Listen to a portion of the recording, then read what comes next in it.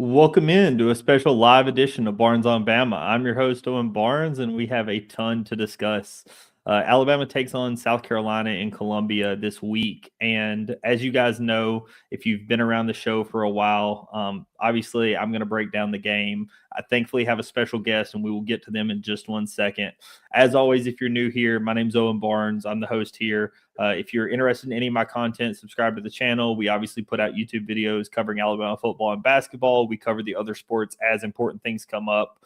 I do a decent bit of writing during basketball season. So as you'll see in the banner below me, for all written content, check out barnesonbama.com. I host all my pregame threads and stuff like that. You can also still find them on Twitter like you normally have been able to, but I've got the website up and running. So that's where all that stuff will be hosted this year. But as I mentioned, and as you guys have heard at the beginning of quite a few of my episodes, I am a part of the Bleav podcast network. And as a part of that, we've been able to get some collabs put together. And one of those collabs we've been able to put together is for today. And that's with Rixon Lane of the Bleav in South Carolina podcast. So we're going to welcome him to the show. How you doing today, Rixon? I'm doing great, Owen. Appreciate you having me on, man. Absolutely. Yeah, I'm really happy to have you. This is a South Carolina team that I think is just unique. And, last season it was a situation where it was a game where, a ball bounces another direction. South Carolina was, a play from beating Alabama. And this season quite hasn't gone to your expectations. I know a lot of South Carolina fans may attribute that to the offensive line and plenty of other options. But, I'm happy to kind of talk about this game and see where your thoughts are. Well, first, let me just congratulate you and all the Alabama fans on navigating through the wilderness of, let me count them up, 10 games where you weren't one of the elite programs in college football. It was a struggle. We felt for you, all of us. We know that was really hard on all of you. So glad that you have made it through and come out the other side. I know that was a really hard 10 games where you weren't the cream of the crop in the sport. So congratulations to all of you. Happy for you. And yeah, looking at your schedule, great to look on the schedule and go, oh, we're the get right game. We're the game where they're looking to go, hey, anyone that hadn't played a whole lot, we think we can get you in here. That's awesome. Totally what we were anticipating when this season started. Yeah, and we'll get into y'all's schedule on the opposite side of that.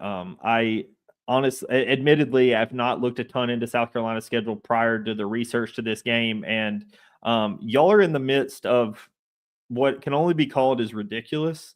I mean, LSU, say what you want about them, but following that up with Oklahoma, Alabama, Ole Miss, and A&M in consecutive games is just insane, with Ole Miss and A&M being on the road. I mean, Alabama is not in the this is kind of one of those games that as an Alabama fan, I kind of look at it as, oh, it kind of scares me to some degree. And I know as a South Carolina fan, you're probably laughing at that, but like, this is a situation where Kalen DeBoer historically has struggled in some of these games, right? The unranked game. Also, you have the fact that you're coming off of a huge high of beating Tennessee, getting your revenge on Tennessee. You're sandwiched in between Oklahoma. You have Oklahoma, not next game, but, on deck. So there's some other games that I think that you're still looking ahead to, like the LSU game and such. But I think that, South Carolina being in the midst of the schedule they're in makes it, it's not like Alabama's in the best position on their schedule either. Yeah, and we all got together early this season and said, well, look, we know what Kalen DeBoer's record is like in ranked games, so let's get out of this top 25 as quick as we can. But yeah, I mean, you're right. I mean, you look at what Carolina is right now. They are, and this is not hyperbole, they are in the midst of the worst scheduling stretch in program history. They have never played more than 3 top 25 opponents at the time of kickoff in a row, and they're in the middle of playing 5. They will wind up playing 5 in a row. And if Coastal Carolina can make some things happen, who knows? Maybe we can get to 6. But yeah, I mean, it's brutal. It's absolutely brutal. And you looked at it before the season, and you knew that there was a possibility this was going to be really tough. We said on my show before the season started, we said, hey guys, like, I know they're preseason, number 11, and there's this playoff hype from last year and yada yada yada. Guys, this team could be really good and go 7-5. Like, the schedule's awful. And as we've seen through 7 games, this team has not shown indication that they are very good. And thus you go into week 8 with a 3-4 record. But having said all that, am I surprised that this game might be a little scary to some Alabama fans? No, I'm not. Because look, no one wants to play, no matter how down they are, no one wants to play the random generator that is South Carolina. Because on any given day, you do not know what South Carolina is going to give you. They could come out like they did against Kentucky. They could come out like they did against Oklahoma. I assure you, we don't know what they're going to do on Saturday either. I don't think they know either. So I am not surprised at all that this game is scary to people. It is scary for everyone involved. No one is going to have a good time. That has been the theme of Gamecock games this year. No one's going to enjoy what happens. Yeah, and I can't remember if it was Locked On or Cover Crimson that I was watching kind of their preparation for this game, and one of them kind of talked about Lenore Sellers in a similar sense to Jalen Milroe, and he meant it as a semi-compliment to both guys, but also in a sense of you kind of never know what you're going to get with either one of them. Sometimes you could have an elite game and sometimes you can have a terrible game, but the big difference between those two is Lenore Sellers is if you took Ryan Williams and Jeremy Bernard and the elite offensive line that Alabama had last season off of Alabama last season and then threw Milroe out there, right? Milroe, even as bad as he was, you had guys like Ryan Williams and Jeremy Bernard that could kind of bail you out of a few things. You had an offensive line that didn't have you running around like a chicken with your head cut off. South Carolina obviously has had some injuries on the offensive line, but they're next to last in the entire country at giving up sacks, right? They have done abysmally. It's like just the Olay in protecting Lenore Sellers, and that's putting it lightly. I mean, it's been atrocious at the amount of sacks they've given up, and so it's just that's kind of the thing when you look at it is as bad or as good as Milroe was. Like if you don't have any weapons around you, it's kind of hard to get anything done. Yeah. The Lenore Sellers experience is a lot like if you've ever tried to protect a buffalo with a large strand of wet tissue. That is sort of what it's like watching Lenore Sellers this year. And you're right. I mean, to not know what you get game to game, and honestly, I think that Lenore's, I really feel like he only played one poor game this year. I don't think he played well in the LSU game. I think that discount all the offensive line issues and whatever. From a passing standpoint, I didn't think he played well. I thought he missed some. There weren't many things open, but I thought there was stuff there that he missed. And he has taken some bad sacks. The sack numbers are terrible, and a lot of it's on the O-line. Lenore's also has had a tendency to hang on to the ball longer than he should, given what's in front of him. He's turned down some open throws this year, especially over the middle and underneath, where Carolina doesn't run a lot of that stuff. But when they have, you can see there's times where there are guys open. Now, it's not always – sometimes it's cluttered vision that he's having to throw with, but there's some throws to be made that he has turned down this year. He's also gotten into a very weird habit of scrambling toward the sideline and just stepping out of bounds for a 4-yard loss instead of throwing the ball into the bleachers as an incompletion. I don't know when that started, and I don't know why it's continued through this year, but that's kind of been a weird and frustrating tendency to watch. He did it twice in the Oklahoma game. But the thing with Sellers, man, is like, even if you keep him in the pocket, if you give the man a pocket, he can make the throws. Like people who call him a running back you're telling on yourself. You're not watching the games. The dude can make the throws. Like that, there's a reason why he's projected to go so high on these NFL mock drafts is because NFL scouts are seeing the arm talent is there. Is it always consistent? No, he misses some stuff. He'll miss some layups every now and then, but the arm talent is evident. I mean, he torched Missouri through the air in a game where Carolina had no running attack. I mean, they ran for -9 yards. And he put up over 300 through the air in a game where everyone knew he was the only chance they had to move the ball down the field. So I understand, some of the frustration surrounding him and maybe people looking at him from the outside and going, he's not a very good passer. That's really not been the issue. The issue is if he doesn't get the ball out in a microsecond, he's running for his life. And Carolina just has not dialed up many things for him to get the ball out early, which is one of many, many, many, many, many frustrations that this fan base has right now. And I think part of that issue is even when you're talking about the passing attack is the lack of weapons out wide. I mean, people want to point to a guy like Nick Harbor, but to all the physical talent he has, he's not the polished receiver you need him to be, right? Like you have all these guys and they're just kind of guys. They're not dudes, right? You haven't turned a guy into a dude on the receiving core, and it doesn't seem like he has that go-to guy that he really trusts in that moment, where it feels like that's a big difference.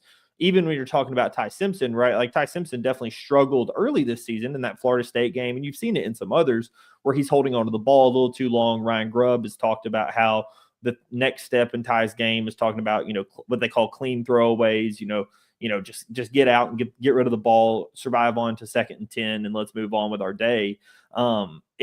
That's kind of the situation but Ty has afforded the ability of that because he has guys like Ryan Williams and Jeremy Bernard, and the list goes on, Isaiah Horton, and the list continues and goes on. And that's, I think, the huge difference in these guys is obviously one has an offensive line and the other one doesn't, but one also has the receivers and the other one doesn't. Because it's one thing if your offensive line is only giving you 2 seconds to throw, but if you have a receiver that can get that separation, maybe you're doing a lot of just quick slants, but if you've got a guy that can hit the quick slant, you could still get the pass off. And you just don't have that receiver that seems to get that separation. And I think that's, from the outside looking in, what seems to be super frustrating when you're looking at this South Carolina team, because they have recruited decently well. I mean, Shane Beamer is decent at recruiting. You obviously, again, have the guys with the physical talents like Nick Harbor and such. It feels like you don't have that guy that really can be the playmaker on the offensive side. Yeah, I mean, it's frustrating because, South Carolina last year didn't really have the game-breaking wide receiver either. At least not, you didn't feel like they did, midway through the year. Now, they had some guys at the end of the year that kind of came on. Dale Von Campbell kind of became a guy that they really counted on and had some big games at the end of the year. Gage Larvadan was a guy that came in at the end of the year and made some plays. But those dudes were 1-year transfers. They were gone after the season was over. So South Carolina loses 2 of their top 4 wide receivers, 2 of their top 5 wide receivers, and then they didn't go out and get anyone out of the portal.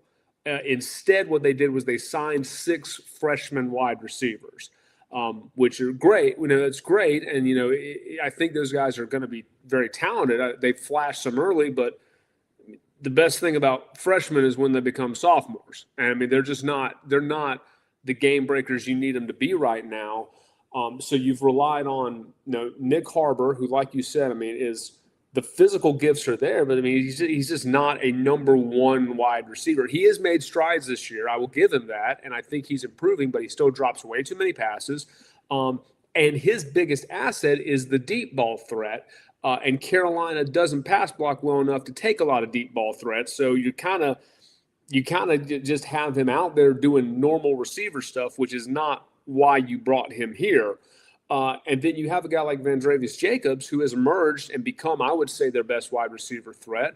But he's got 21 catches through 7 games. I mean, you don't have anyone on the perimeter at South Carolina that 3rd and 8, they're going to this guy. And we all know he's going to make the catch. They have not made a lot of contested catches this year. They've not gone out and won a lot of those one-on-one battles when they've really needed to.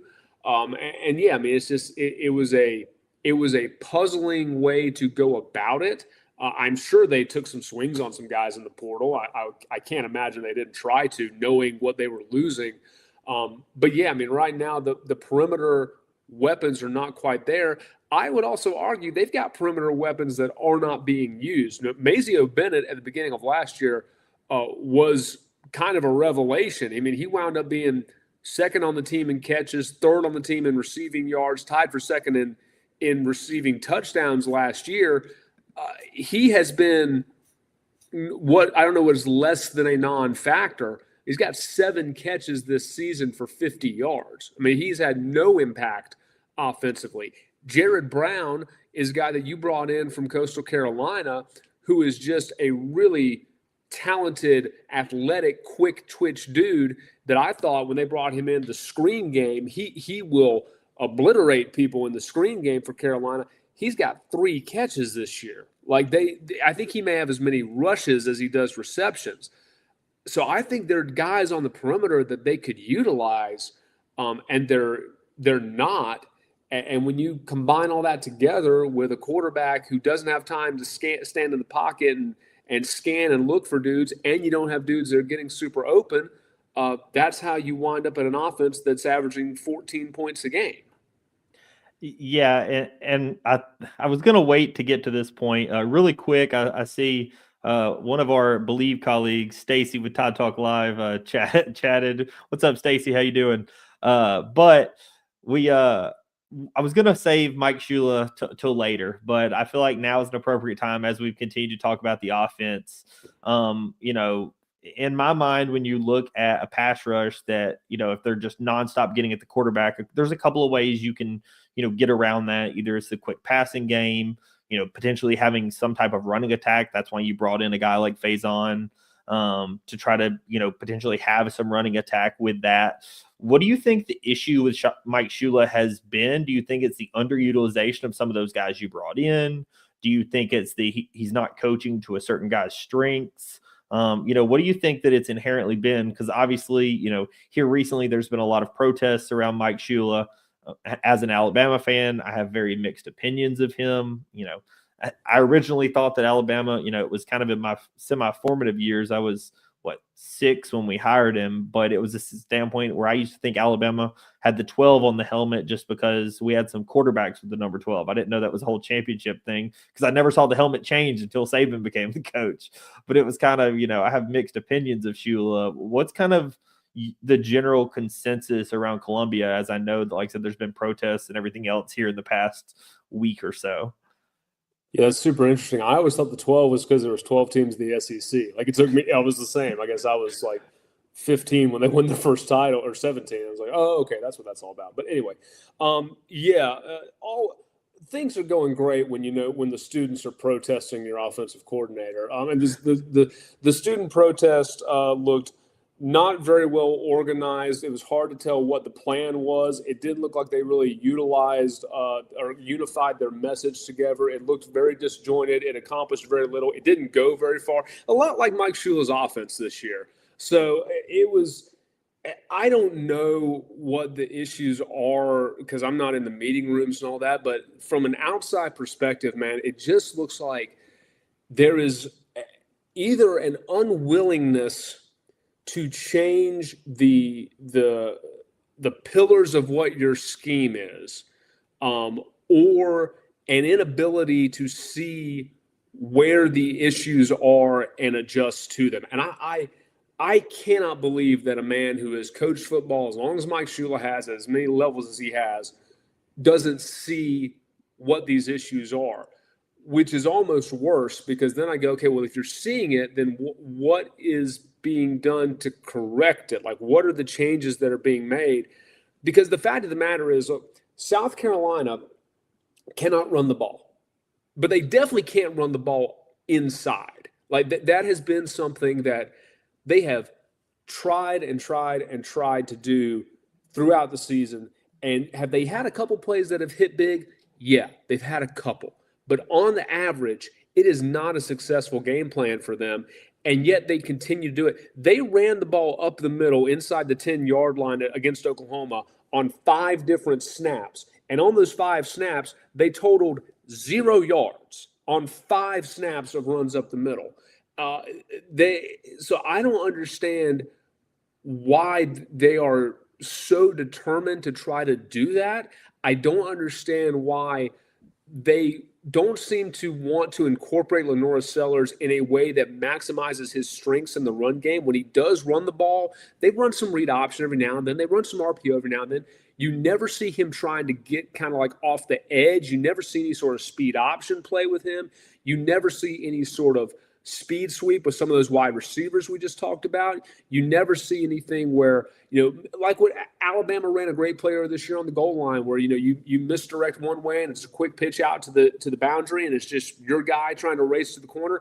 You never see anything like that with Carolina. It's just a ton of inside zone and a ton of runs up the gut with an offensive line that is proven it cannot push people around. So that's a long-winded way to answer it, but again, I just cannot fathom that Mike Shula doesn't see that this isn't working, which makes it even more baffling that we haven't seen anything change. And I said earlier this week, this is going to be a game because all this week, he and Shane Beamer have talked about, look, we see this. We know things aren't going well. We get people are frustrated. We understand. If you're going to talk like that, if you're going to acknowledge in the media that everyone around you is unhappy, that there's a lot of noise coming to the fan base, and that you are able to fix it, by gosh, you better do something different this week. Because if they come out on Saturday and try to run up the middle again all day and look unimaginative and uncreative again, this fan base is turning on him. And this is a fan base that doesn't easily turn on their head coach. Like, we're South Carolina, man. It takes a lot for us to get fed up. They're getting fed up with what they've seen this year. And if they come out and do it again on Saturday, you're going to have a real uncomfortable final month of the season because people are really getting angry with what is perceived to be a lack of an ability to alter the plan and try to give your guys a chance. 100% agree. I don't know if you noticed, I threw one of Stacy's comments up. I thought it was very funny. Did Mike Shula game plan the Mike Shula protest? There's some validity to that. Who can say? And Shula's a great coach, or good guy, but a subpar coach. I mean, I think most Alabama fans would agree with that statement.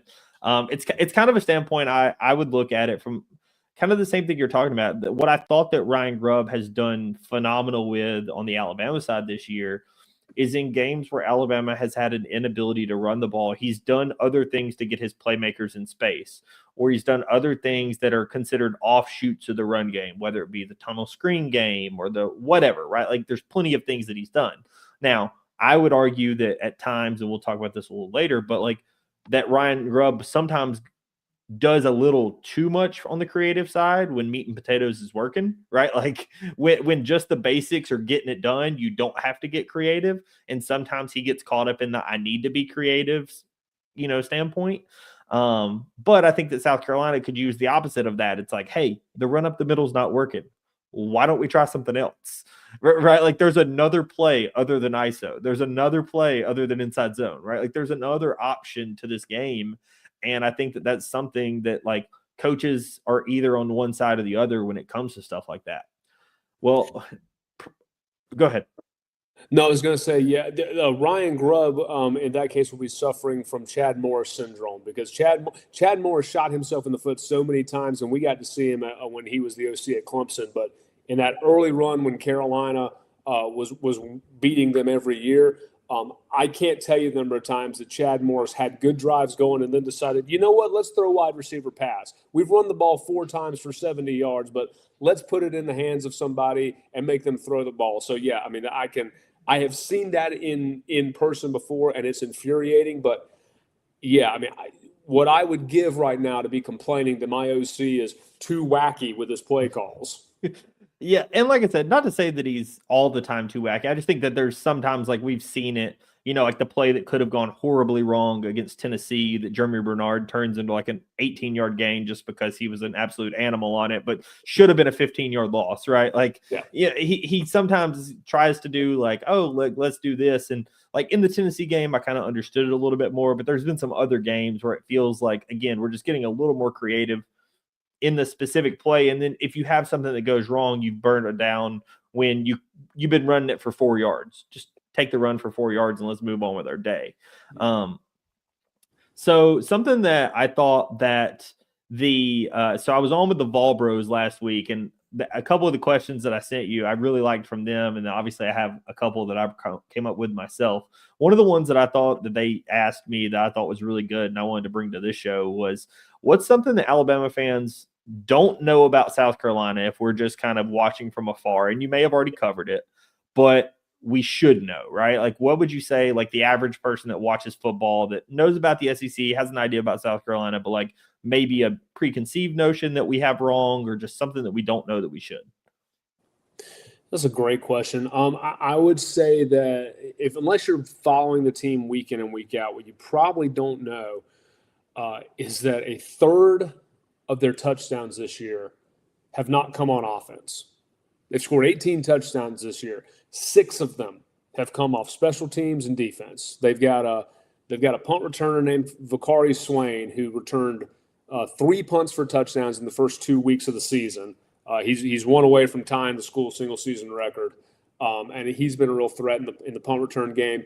And their defense, as has been the tendency with Clayton White, is they are a bend but don't break defense, but they will feast off turnovers. And when they are really good, it's when they are creating a lot of turnovers.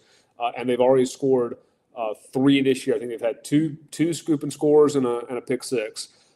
So that's the good news for Carolina, is that they can score in a variety of ways. The problem is if they don't score on defense or special teams this year, they are winless.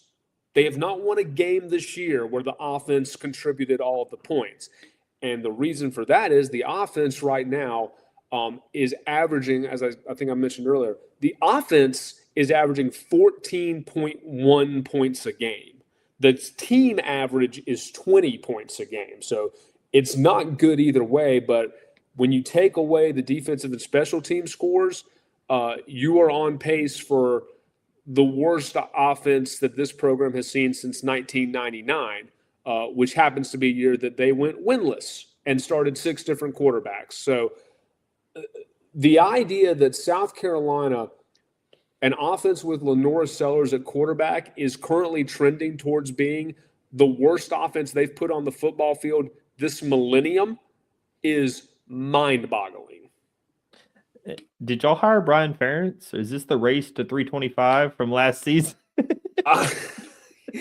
That's what may be the meanest thing I've heard anyone say about them all year. I've heard a lot of things.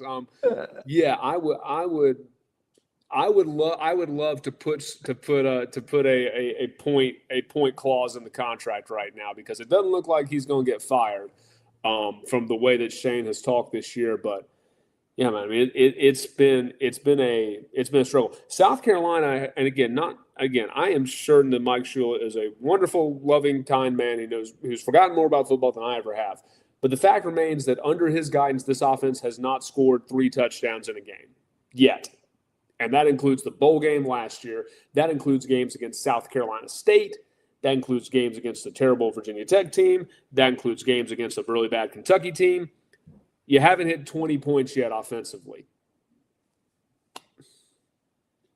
That's a struggle. And I will say that is absolutely your point about the non-offensive turnovers is definitely something I did not know. I think I had seen the punt return touchdowns and stuff. So I think I realized that they had a really good, know that they have a really good return guy, but I didn't realize that you had scored quite so many times, because the conversions, Alabama's been a really good team at getting the turnovers, but last game was the first time that we had an actual score off of said turnover when Xavier Brown returned the 99-yard interception, right? Like Kane Wommack's defense has done a very good job at getting the turnover, but converting on the turnover immediately has not been something they've been elite at.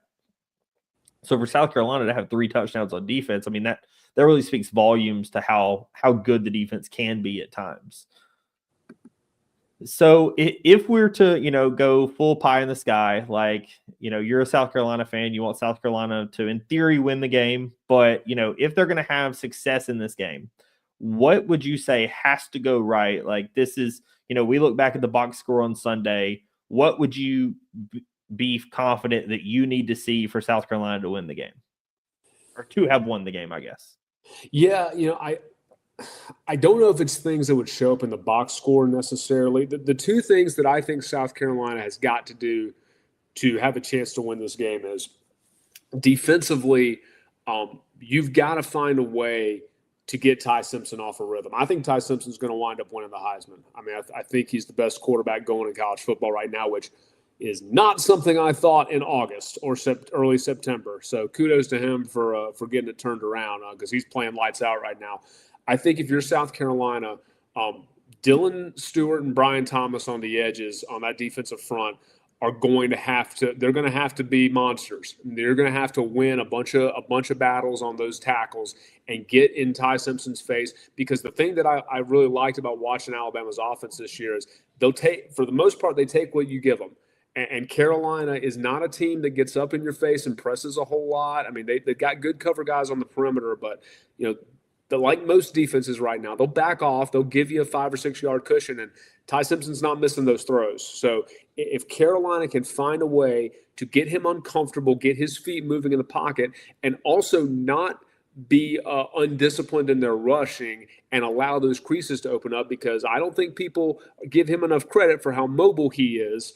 If they don't let him get out of the pocket and hurt you in the run game, I think you got a chance, but you cannot allow him to stand back there and have all day, and then when you rush, you're open, leaving wide open holes that he can take advantage of with his legs. So defensively, I think you got to do that, and then offensively, I would love to see South Carolina spread the field. I don't mean get the ball to a bunch of different dudes. I mean literally, physically spread out, like make Alabama defend the whole 53.5-yard width of the field, because Carolina against Oklahoma was really noticeable. They bunch up a lot, and a lot of their plays, it seemed like they put themselves in a box where everything's to one side, everything is flooding one way or rolling that way, and everyone's just jammed in so tight.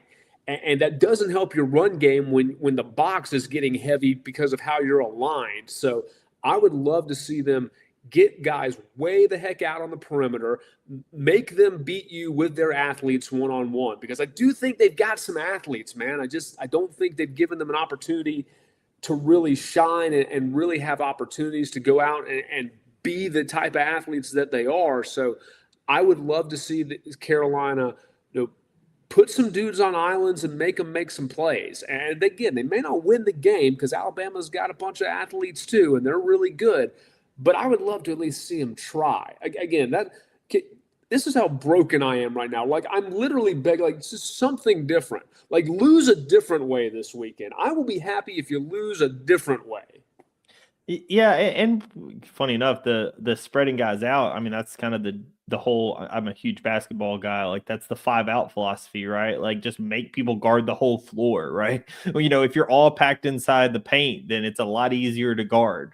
There's just not as much space, and you're seeing that in the football. I mean, it's what Tennessee does, right? They spread you out, not just because they're going to have you spread out. They just think it gives them more room to operate the offense. So I completely understand why that's definitely, something that you would want to see. I definitely, and I think on the defensive line standpoint, I think that you have a possibility where Alabama has been a bit susceptible in that notion, right? You saw in the Missouri game in Columbia that Missouri's defensive line, and now granted they've been phenomenal this season, I thought that they did a pretty good job at pressuring Ty Simpson. You saw Alabama having to bring tight ends and running backs into chip and things, right? Because they were able to get to Ty rushing 4, and our 5-on-4 wasn't able to keep up. We do have pretty good tackles. We're getting to a point where that right tackle battle is kind of nonstop. Wilkin-Formby and Michael Carroll.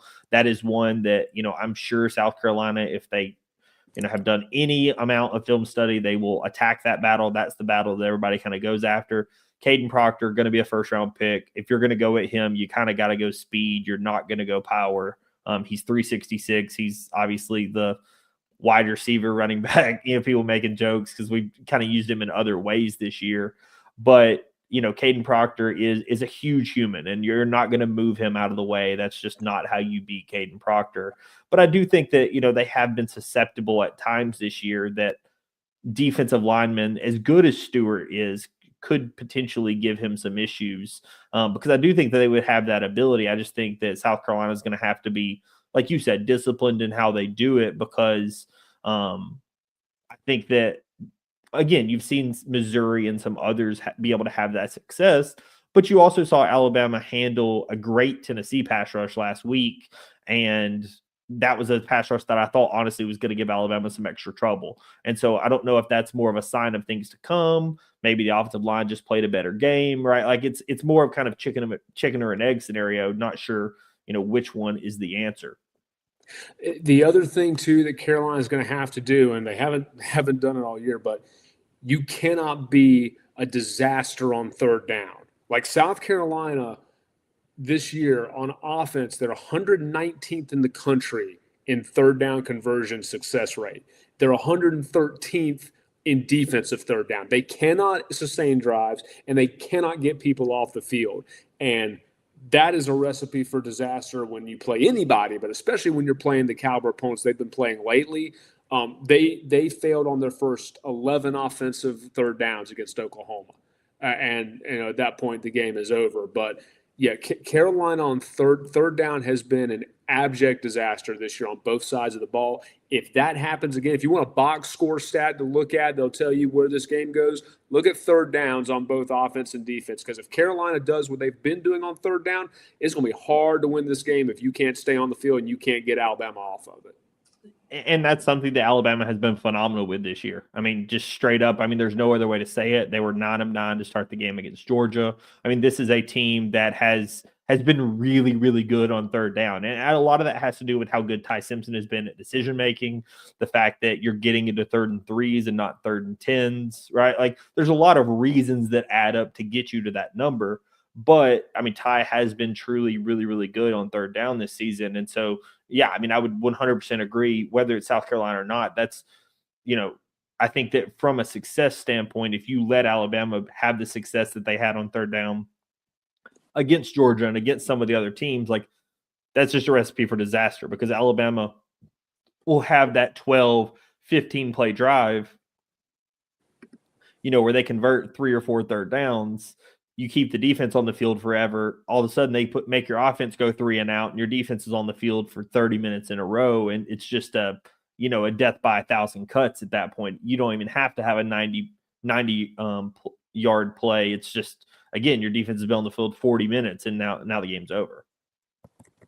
Yeah, absolutely. I mean, it's something that Carolina is holding the ball for 27 minutes a game this year. And I think there are only 4 Power 4 teams in the country who are worse in that department. Now, granted, one of them's SMU and one of them's Cincinnati. So I'm not saying that's a portender of team success, but the fact is that Carolina's not on the field very often. When they are on the field offensive, they're not doing much, but their defense has been on the field way too long this year. And that's been a theme in these games where they've gone up against SEC teams and kind of got their teeth kicked in a little bit. I mean, Missouri held the ball the whole game, and Carolina was still somehow in that game late. LSU held the ball for 35 minutes. Vanderbilt held the ball for 35 minutes. Just your defense just can't be on the field that long, and when you're not good on either side of the ball on third down, that tends to happen.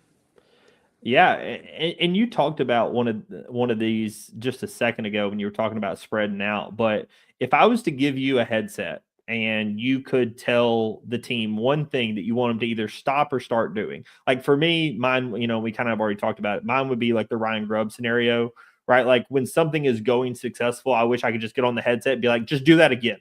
Just do not go with the wide receiver screen to try to get somebody, like just run it up the middle. It worked the last 5 times. Just do it again. Like they haven't stopped it yet. Make them stop it before you change the play. That's something that I think that at times, and again, Ryan Grubb has been really, really good. Like that's very nitpicky of me to say, because I thought that he's done really good with his offensive scripts, and I think that he's been a godsend from a offensive play caller perspective compared to Nick Sheridan last year. Not that Sheridan was terrible, but I definitely think that Ryan Grubb has definitely sequenced plays a little better. Like, what's the one thing that you would say to the team, whether offense or defense, like this is what I want you to either do or stop doing? Yeah, narrowing it down to one is a challenge. I think the thing that I would like to see, and I don't want to be unfair about this, because this may already be happening, and he's just not making the right decisions. But I feel like in the run game this year, there have been a lot of plays where I feel like if Lenore Sellers had the option to pull the ball, there was yardage to be gained on the outside, because like we said, teams know Carolina wants to run between the tackles. And as weird as it sounds, I think at times they have forgotten that the quarterback back there is pretty darn athletic. And there's been times this year where Carolina runs up the middle and you look on the edge and you go, golly, like there's no one there. But either that is not a part of the play, which I would think is not, or Lenore's is just not making that read, which I have a hard time believing he's not doing. So I think that the one thing I would like them to do is, hey, if we're gonna run the ball, because they've made it very clear they want to run, and I understand why they want to run the ball so badly because they can't pass block. Like I get the tendency to want to try to avoid the disaster of a 10-yard sack when you know your running backs might pop one. Who knows? Like I do understand it from a philosophical standpoint. I would just say if we're going to call running plays on nearly all of them, I would like 16 to have the option to keep it because at least make them respect it. Because I mean, Lenora Sellers,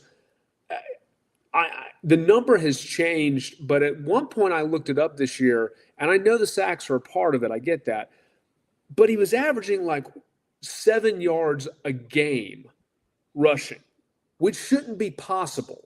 Like physically, that should not be possible with that man at quarterback. So that would be my one thing. Is like we're gonna run if we're gonna be insistent on running the ball, then use the super weapon that you've got back there. Like give him an opportunity. I'm not saying he's got to run it every down, but at least make him worry he's going to run it on most of the plays. Because right now they're not worried about it because he doesn't do it. So that would be the main thing that I would like to see more of on Saturday. I'm not saying run him 20 times a game, but I would love to see him pull the ball out of the belly one time and keep it because I haven't seen that in weeks, and that's mind blowing to me. Yeah, he has 108 yards rushing when you include sacks currently. So, I mean, it's a little more, but you're still talking like 15 yards a game. And for a guy of his caliber, that's still just laughably low. even I did the math last night. Even if you take all of his sack yardage away, I think he's not in the top 25 quarterbacks in the country in rushing, which that's just startling. That shouldn't happen with him. Yeah, that seems like coaching malpractice because he definitely has the ability. And it would be different if you just had such elite superstars out wide that he just was standing back and picking teams apart because his receivers were great, right? Like if you had a great offensive line at pass blocking and great receivers and he was not running the ball, you'd be like, okay, I don't really care because he's got 400 yards passing every game and the receivers are lighting everybody up. But that's not working, so you might as well do something else.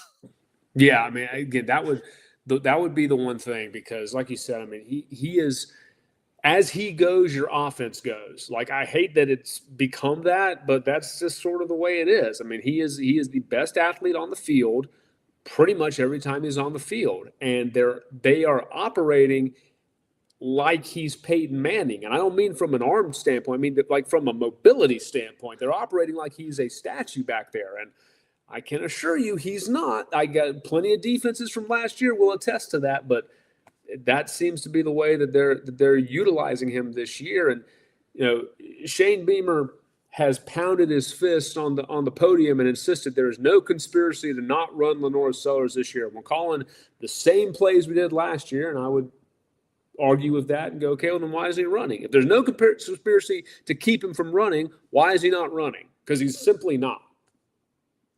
Yeah, I mean that's a great question. So I have something I wanted to cover, and this one was let me get this thing taken care of. The injury report, and I know we kind of talked about it when we're talking about the offensive line, but I wanted to let you cover on the Alabama side. I'll quickly kind of cover it. Jeremiah Beeman, he's one that's been on, and Jamarian Latham, both those guys are out for the year. Beeman hurt himself earlier in the season. Jamarian Latham hurt himself or got hurt in practice, was in the ICU for a little bit, hurt his neck. Thankfully has started recovering decently well, was on the sideline at some recent games, but those two guys are both out for the year. Caden Jones is not somebody who plays a ton at all, really. So he's obviously on the report. And then Quay Russaw is somebody that you have seen. He was meant to kind of be the premier pass rusher this year. You've seen Yonze Pierre, who kind of had the breakout game against Tennessee with 3 sacks, including the safety. He really has kind of had the emergence since Quay Russaw. So that is, on the Alabama side, this is obviously the initial injury report. There could be some more guys on it before this game comes to fruition. But, I see 3 different offensive linemen on this list for South Carolina. I'm sure that has part of the issues to do with the offensive line woes. But what do you have to say about this injury report? And is this, good because you have some extra guys probable, or what's kind of your thoughts on this? Oh, this is a beautiful sight because that O line number in out and questionable. This is the cleanest it's looked in weeks. Carolina has been a mash unit up front, which I think has contributed to a lot of the problems because they can't keep linemen healthy for some reason. From what they have said this week, Casey Henry was ruled out for the season apparently today, so he's not coming back, which is a bummer for him because he's a starter on the O-line. It's the second year that he's had a season-ending injury, so I hate it for him. Nolan Hay being probable is huge. He's a guy that was getting reps as the starting center. He's a flexible guy they can plug into a couple of different spots up front. And Carolina's had some struggles on the interior of that line, so getting him back is going to be incredibly beneficial for them. Jadavius Shivers being questionable is not a guy they've run out there a whole ton. Monkel Goodwine is a familiar name to Alabama folks who transfer from Bama, and he's a guy that has I think he's got about 20 tackles up front this year. Has been a fairly regular contributor. Not really like a top end type of dude, but a guy who's come in and played meaningful snaps for them. So having him able to go is huge for them. This is the healthiest that Carolina has been on the offensive and defensive lines this year, but especially on the offensive line. So feeling better. Now, granted, they still got to go out and show it, but I'm hoping that at least having nearly all of your starters back and ready to go is going to be beneficial for them in all facets of the game. Also, I think it'll benefit them that this is going to be the first full week they've had with Sean Elliott as the offensive line coach. They fired Lonnie Teasley on the Sunday after the LSU game, and Sean Elliott, who was the O-line coach when Carolina was really humming under Steve Spurrier, he came back to Columbia as the tight ends coach. Well, now he has moved over to O-line coach, which I think is where he's the most effective anyway. But he's now had a full week with those guys, and they've had him as the position coach for a full game, so they're getting more familiar with one another. So, all that being said, hopefully this is a game where the O-line can put something together because they're going to have to if Carolina wants to be competitive. Absolutely. And that's something I think both fans are going to need to watch in this one is the offensive line play. Like from the Alabama side, like are they able to stop the guys like Stewart and such from getting to Ty Simpson and getting him out of the rhythm like Rixon talked about. But on the South Carolina side, like is a guy like Yanze Pierre able to get to the quarterback at will because the offensive line is like wet tissue paper, like we talked about, right? Like if it's like it was in the Oklahoma game when they gave up 7 sacks, then it might be a long day in Columbia. But if it's, you're seeing some additional health in the offensive line and they're able to play a little bit more as a full unit and give Lawrence Sellers some extra time to throw, then, you never know what you're going to see because, again, he is a guy with a really, really good arm, elite athleticism.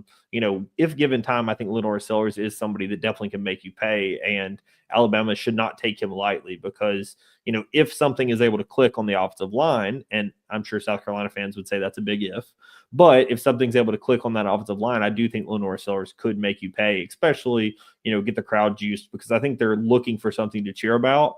And if you have some better play on the offensive line, I think that's just what they would be looking for. Yeah, I mean, I what you said about the crowd thing is going to be huge because I feel like this is a game very similar from a vibe standpoint to when Carolina went to Baton Rouge 2 weeks ago. Because I thought in that game, if Carolina could find a way, and it was a little different because obviously they were the underdog going into that game. Alabama was not the underdog coming into this game. But I thought if Carolina goes in there and gets an early lead and makes LSU look uncomfortable and pressures Nussmeier and, they're up 7-0, 10-0, 10-3, like – I thought that place will turn on Brian Kelly. They will turn on them if things, because they weren't happy to begin with. And obviously, it didn't work out that way. Like Carolina was in the game technically, but you saw from an offensive standpoint, like they don't have it. They're not going to come back and really threaten in this game, even though the defense played lights out for a majority of it. I fear that Bama is in a similar situation where if they come into Williams-Brice and go up like 10-0, 14-0 early, that place could get very uncomfortable for the home sideline. So I'm again, hoping that doesn't happen. But the vibes are not good right now in Columbia, and if they look like they're about to be on the business end of another shellacking in conference play, it could be a long afternoon for not only the guys on the field but the guys on the headsets too. 100% agree. So one last thing I wanted to cover, and then we'll go through our predictions and get out of here. The guys over at Cover Crimson posted this one earlier today. Obviously, the points a game from a scoring perspective, you talked about it, how South Carolina's number is a bit deceptive because that is not offensive scoring. A lot of that is defense and special teams. So I think that, fans should just kind of be aware of that one.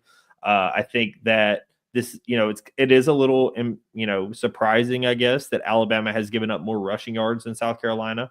I think that speaks to, how good South Carolina's defense has really been, right? The fact that they've gotten 12 turnovers, right? Like South Carolina, to some of their downfalls this season, their defense has been a bright spot for the majority of the season, right? When you have an ineptitude on offense, it doesn't help a whole lot, but I think that the defense has been a pretty bright spot. So I think that, kind of what you talked about, where this is going to be a standpoint of, I think that if South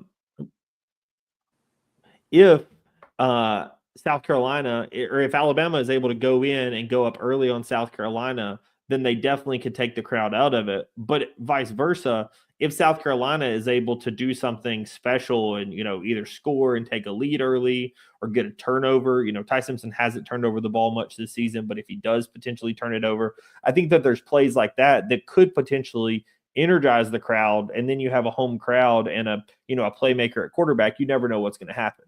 Now, is that a big if? Sure, but it's kind of one of those things that anything can happen once you kind of get in between the hashes. Yeah, I mean, you looked at that graphic you just had up. 298 yards per game offensively. There are only 7 teams in all of FBS who aren't cracking 300 a game, and Carolina's one. Oklahoma State is averaging over 300 a game. Iowa is averaging over 300 a game. Georgia State and Auburn, Virginia Tech, like all better than what Carolina has done so far from a total offense standpoint. So, yeah, I mean, look, at the end of the day, man, we can talk about all these other matchups and all the things that you got to do, whatever. Carolina can't move the ball. They can't score. They can't win because it's not feasible to expect this defense to shut out Alabama. They haven't shut out anybody all year, which is not what you ever expect a defense to do, especially going against guys who are, those dudes are on scholarship for a reason too. So, but if South Carolina cannot find a way to consistently move the football and get themselves in scoring opportunities, then everything we've talked about is kind of a moot point. I 100% agree with it. Well, we're at the end now. So before we give our predictions, I want to give you kind of the floor. Please let everybody know where they can find your show. Let them know a little bit about what you got going on. Yeah, absolutely. So, Bleav in South Carolina, available on your Apple Podcast, Spotify, wherever you get your podcasts. We try to do about 2 a week. We do a preview show that'll come out tomorrow for this game. We do a recap on Monday. Trying to incorporate some more guests as well. We have fun with it. It's just me on the program, so you get to, if you don't like hearing me talk, don't listen. But we have some fun with it. And we do, we try to kind of take the pulse of kind of where the fan base is and try to get a little analytical with some things. I'm a numbers dork, if you haven't been able to tell through the last hour or so. I enjoy looking through that stuff. You can also find me on Twitter at Rixon Lane. On TikTok at Rixon Lane 1. Do a lot of football stuff there. And also on Blue Sky at Rixon Lane. All that other stuff they put on the end of it. So yeah, I mean, this is a program that I have literally been following since 1994. For 31 years, I've been following this football program, and it's where I went to school. So I know as much about the history of this program and kind of where they are and where they've been as anybody my age, I would say. So it's and what we're going through right now is unprecedented and not in any kind of good way. So here's hoping that that Saturday is a little easier to swallow than some of these previous weekends have been. For the Alabama fans' sake and me, I hope not. But for the general sake, I understand where you're coming from.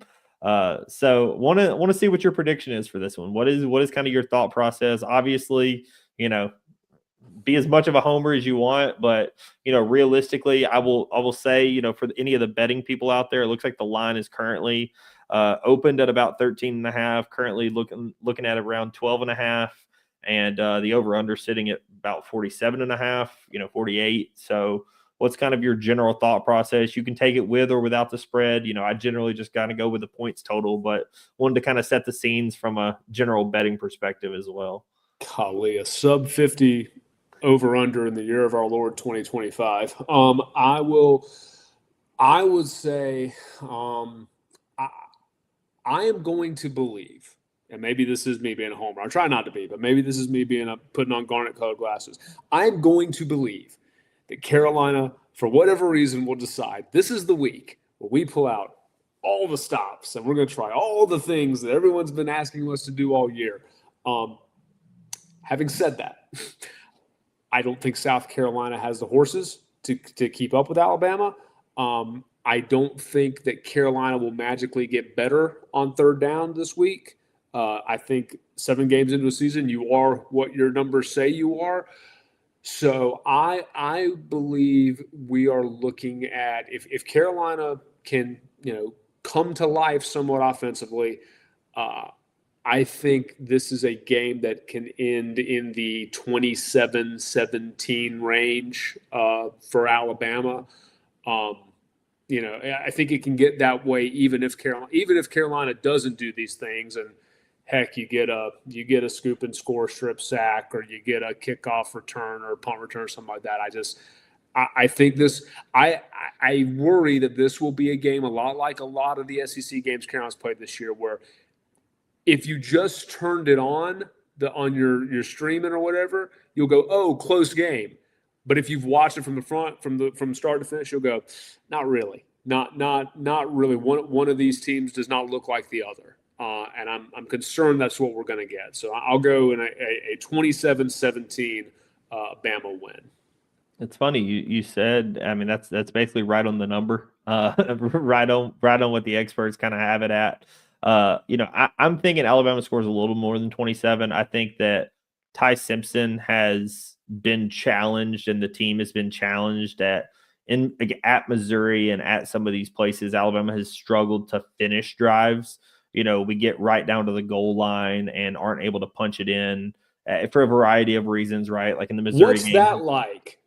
In the Missouri game, he trips and kneels down when Caden Proctor had the jump, and all of a sudden you're down at the 1 yard line, you can't punch it in. And Alabama has definitely struggled with some of that at times this season, but I think that this is a game where Alabama probably puts it together a little bit. I'm looking more in the range of 31-34 on the Alabama side. I do think that 14-17 range is what I would expect from South Carolina.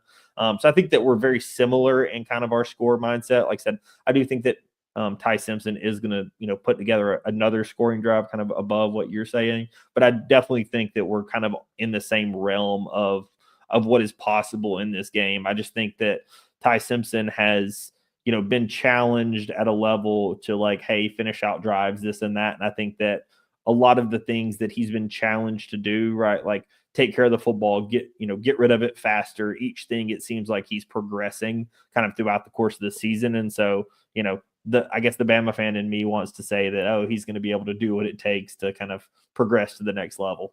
But I want to thank you so much for joining the show. I really appreciate it. I don't want to say you're a bit of a guinea pig, but this is my first time doing this like fully live. I switched over to a different streaming platform and recording platform. So hopefully the fans enjoy it. For anybody interested, like I said, my name's Owen Barnes. I do Alabama football and basketball content. This is a very busy time of season for me. I actually have my media pass from when I went to SEC Media Days. You'll appreciate. I actually got to ask Lamont Paris a question regarding Michie Johnson. I kind of asked him about what it was like having Michie be the double Marfo, going to Ohio State and then coming back twice. It was a fun kind of situation at SEC Media Days in Birmingham. But this is the time of year that I'm super excited to kind of be a part of, and really excited for everything Alabama has to offer. I will definitely be watching this game at 2:30 on Saturday. And then Alabama basketball has the Furman exhibition that's going to be happening on Sunday afternoon. So if anybody is wanting to hear my thoughts, I'm actually going to do a live stream on Sunday as well to talk about that game. So there will be some more of these upcoming. So subscribe to YouTube if you're interested to that stuff. Obviously follow Rixon over on Bleav, on Twitter, on everything he's got going on. If y'all enjoyed it, let me know in the comments. But I really want to thank everybody for watching the show today, and I will catch you in the next episode.